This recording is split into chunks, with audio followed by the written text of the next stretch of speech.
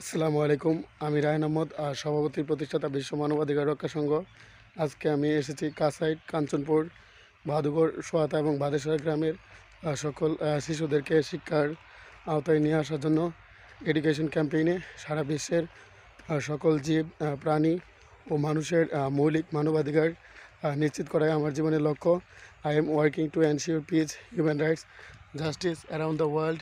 It is my vision to ensure human rights, education, rule of law, freedom of thoughts, freedom of expression, freedom of opinion around the world. হজরত মোহাম্মদ সাল্লাম, হজরত আদম আলাইসাল্লাম, হজরত ঈসা আলাইসাল্লাম, হজরত মুসা আলাইসাল্লাম, হজরত ইব্রাহিম আলাইসাল্লাম, হজরত নূহ আলাইসাল্লাম, হজরত লুত আলাইসাল্লাম, হজরত সালি আলাইসাল্লাম, হজরত ইসমাইল আলাইসাল্লাম, হজরত ইসাক আলাইসাল্লাম, হজরত আইব আলাইসাল্লাম, হজরত সোহাইব আলাইসাল্লাম, হজরত জাকারিয়া আলাইসাল্লাম, হজরত ইয়াহিয়া আলাইসাল্লাম, হজরত ইদ্রিস আলাইসাল্লাম, হজরত উজাইর আলাইসাল্লাম, হজরত হারুন আলাইসাল্লাম, হজরত দাউদ আলাইসাল্লাম, হজরত সুলাইমান আলাইসাল্লাম, হজরত জাকারিয়া আলাইসাল্লাম, হজরত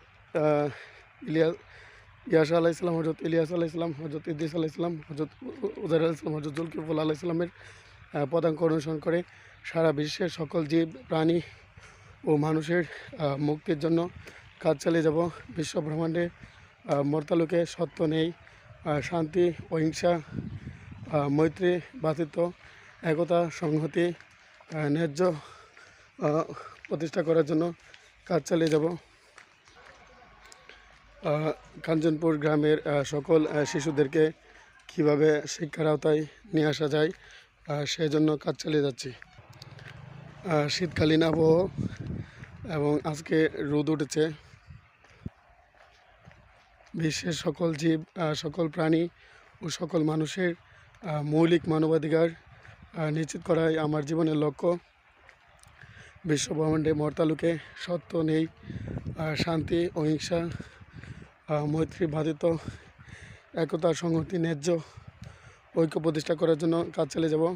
রায়হান আহমদ একাডেমি, বিশ্ব মানবাধিকার রক্ষা সংঘ এবং শান্তি পাঠশালা, মুক্তি পাঠশালার মাধ্যমে সারা বিশ্বের সকল জীব, সকল প্রাণী ও সকল মানুষের মৌলিক মানবাধিকার নিশ্চিত করাই আমার জীবনের লক্ষ্য। বিশ্বের সকল জীব, সকল প্রাণী ও সকল মানুষের মৌলিক মানবাধিকার নিশ্চিত করার জন্য কাজ চালিয়ে যাব।